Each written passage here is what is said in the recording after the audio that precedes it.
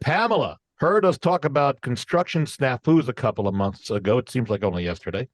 She's having a new home built and is wondering what are the most glaring construction mistakes that you and your team sees from builders in the area. I remember us talking about the problems. Yeah. This is more of what are the mistakes that you're hearing or seeing.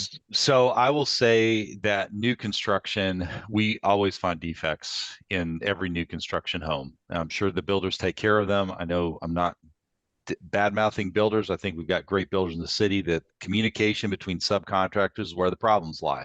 So, for instance, the HVAC guy goes in, he puts the supply into a bedroom, and then the flooring guy comes in and floors over that and just forgets to open up the supply. So there's no airflow into a bedroom. We see that very common.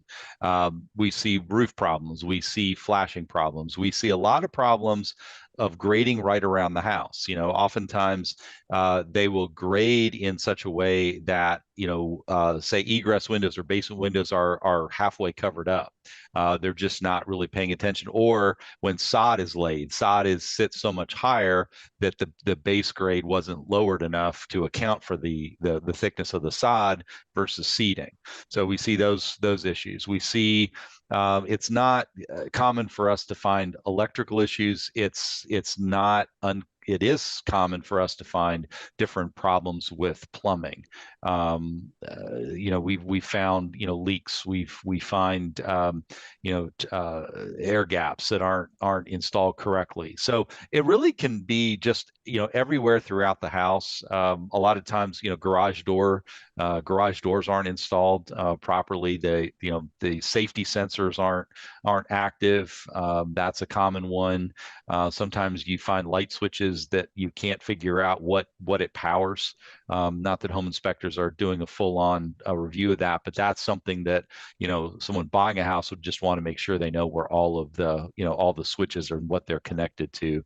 Whether it's outlets or overhead junction boxes.